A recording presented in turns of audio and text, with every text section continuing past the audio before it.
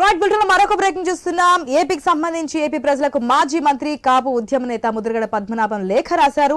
ఈ నెల 14వ తేదీన వైసీపీలోకి చేరుతున్నట్లుగా ప్రకటించారు. వైసీపీలోకి వెళ్లాలని ప్రజల ఆశీస్సులతోనే నిర్ణయం తీసుకున్నారని అందులో పేర్కొన్నారు.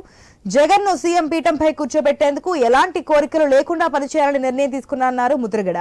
ఇక సీఎం జగన్ తో ఏపీ అభివృద్ధి చేయించాలనే ఆశతో ఉన్నట్లుగా చెప్పారు.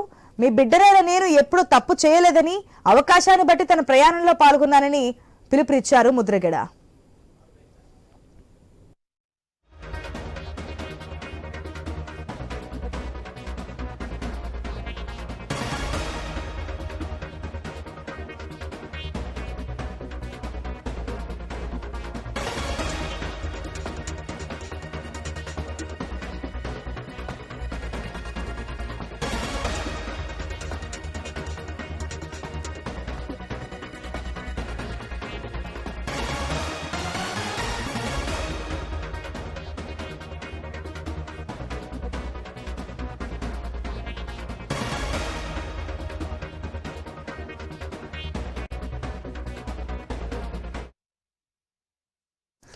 ఏపీ ప్రజలకు మాజీ మంత్రి కాపు ఉద్యమ నేత ముద్రగడ పద్మనాభం బహిరంగ లేఖ రాశారు.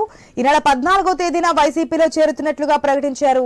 వైసీపీలోకి వెళ్లాలని ప్రజల ఆశీస్సులతోనే నిర్ణయం తీసుకున్నారని అందులో పేర్కొన్నారు. జగన్ ను సీఎం పీఠంపై కూర్చోబెట్టేందుకు ఎలాంటి కోరికలు లేకుండా పనిచేయాలని నిర్ణయం తీసుకున్నారన్నారు ముద్రగడ.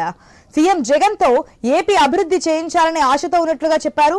మీ బిడ్డనైన నేను ఎప్పుడూ తప్పు చేయలేదని, అవకాశాన్ని బట్టి తన ప్రయాణంలో పాల్గొనాలని పిలుపునిచ్చారు.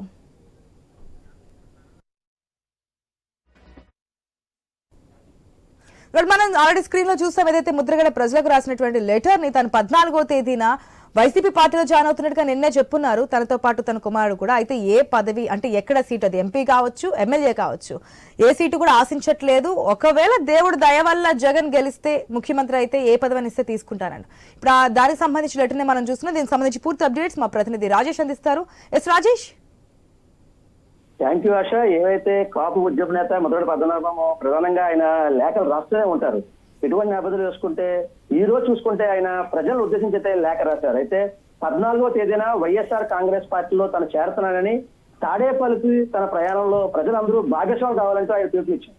ఇటువంటి నేపథ్యం చూసుకుంటే తాను ఏ తప్పు చేయలేదని ఆ లేఖలో అయితే పేర్కొన్నారు. అయితే ముఖ్యమంత్రి జగన్మోహన్ రెడ్డి పిలుపు మేరకు వైఎస్ఆర్ కాంగ్రెస్ పార్టీలో చేరుతున్నానని, అలాగే జగన్మోహన్ రెడ్డి తిరిగి గద్దెనెక్కించడానికి సాయశక్తిలా కృషి చేస్తారంటూ ఆ లేఖలు అయితే పేర్కొన్నారు. ప్రధానంగా చూసుకుంటే తనతో పాటు భారీ ర్యాలీలో పాల్గొనని, అనుచర జనమంతా ఎవరి ఆహారం వారు తెచ్చుకోవాలంటూ ఆ లేఖలు అయితే పేర్కొన్నారు. అయితే ప్రధానంగా చూసుకుంటే ఏవైతే 14వ తేదీనే ఆయన తాడేపల్లి వెళ్తారో ఆ తాడేపల్లిలో ఆయనతో పాటు ఎవరైతే ఆయన అనుచరులు కానీ లేదా ఆయన అభిమానులు కానీ రావాలంటూ ఆ లేఖలో పేర్కొన్నారు. అయితే ముఖ్యంగా ఎటువంటి కోరికలు లేకుండా వైసీపీలో చేరి తిరిగి జగన్మోహన్ రెడ్డి ముఖ్యమంత్రిగా చేయాలని వారి కూడా కృషి చేస్తారని, వారితో పాటు వారి యొక్క అనుచరులు, వారి ప్రజలు, వారి అభిమానించేవారు కూడా అందరూ కృషి చేయాలని చెప్పి నేను భావిస్తానని చెప్పి ఆ లేఖలు అయితే పేర్కొన్నారు.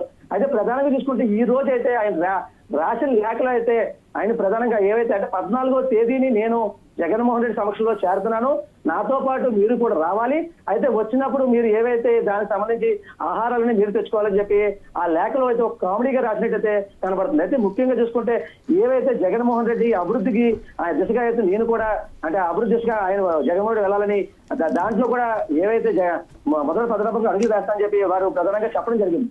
అయితే నేను మీ బిడ్డని ఎటువంటి తప్పులు చేయలేదు, నేను చెయ్యను అంటూ ఆ లేఖలో ప్రధానంగా పేర్కొన్న పరిస్థితి కనబడుతుంది ఆశ.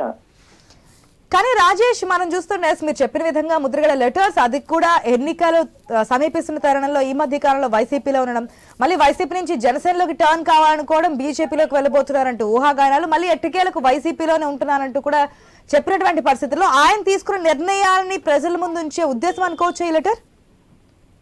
అంటే ప్రధానంగా చూసుకుంటే అంటే ఈ రోజు చూసుకుంటే కాపు ఉద్యమ నేత ముద్రగడ పద్మనాభము ఆయన స్టాండ్ బై సరిగ్గా ఉండదు, ఆయన రకరకాల నిర్ణయాలు తీసుకుంటారంటూ ఓ పక్క కాపు నేతలు అయితే ఆరోపిస్తున్నారు. అయితే ప్రధానంగా చూసుకుంటే ఈయన గతంలో చూసుకుంటే ఏవైతే కాపు ఉద్యమం ముద్రగడ పద్మనాభం నేను వైఎస్ఆర్ అభిమాని, వైఎస్ఆర్ ఇష్టం అని చెప్పి గతంలో కూడా చెప్పడం జరిగింది. అయితే దీనికి సంబంధించి ఏవైతే 2016లో కాపు ఉద్యమ సమయంలో ఆయనపై అనేక కేసులు బనాయించారు. అయితే అటువంటి టైంలో నన్ను టీడీపీ ప్రభుత్వం చంద్రబాబు నాయుడు చాలా ఇబ్బంది పెట్టారు. ఏవైతే కేసులు ఉన్నాయో నా కింద అనుచరులపై కూడా కేసులు కూడా వైఎస్ఆర్ ప్రభుత్వం వైఎస్ జగన్మోహన్ రెడ్డి వచ్చాక కేసులు తీశారని చెప్పి ఆయన చెప్పడం జరిగింది. అటువంటి నేపథ్యంలో చూసుకుంటే గతంలో కూడా ఈయన వైఎస్ఆర్ జాయిన్ అవుతారని చెప్పి చాలా మంది ఊహాగానాలు వెళ్ళినప్పటికీ కూడా ఒక్కసారిగా ఆయన రూట్ మార్చారు. అయితే ఈ మధ్యకాలంలో చూసుకుంటే గత 2 సార్లు కూడా ఆయన లేఖలో కూడా పేర్కొన్నారు. ఏవైతే పవన్ కళ్యాణ్ జనసేన పవన్ కళ్యాణ్ నా దగ్గరికి వస్తున్నారు, అలాగే ఏవైతే కవాత్ సమయంలో వస్తానో అప్పుడు కూడా రాలేదు. మరోసారి చూసుకుంటే ఏవైతే అయోధ్య రామాలయ అనంతరం కూడా వస్తానని చెప్పారు. అయితే 2 సార్లు కూడా రాలేదు. అయితే నన్ను ఒక తుప్పు ఇరపొక్కని చూస్తున్నారు. అంటే మీ అంత సినీ గ్లామర్ లేకపోవచ్చు కానీ అంటే ఏవైతే 24 స్థానాల్లో మీరు నిలబెడుతున్నారో వారికి నా అవసరం రాకూడదని చెప్పి ఆయన గతంలో కూడా లేఖలో పేర్కొన్నారు. అయితే ప్రధానంగా చూసుకుంటే ఈ రోజు చూసుకుంటే ఆయన బీజేపీలో జాయిన్ అవుతారని చెప్పి కూడా ఒక టాక్ అయితే వినబడింది. అయితే ఆ ప్రచారంలో భాగంగా ఎట్టకేలకు ఒక ఫుల్ స్టాప్ పెట్టిన పరిస్థితి కనబడింది.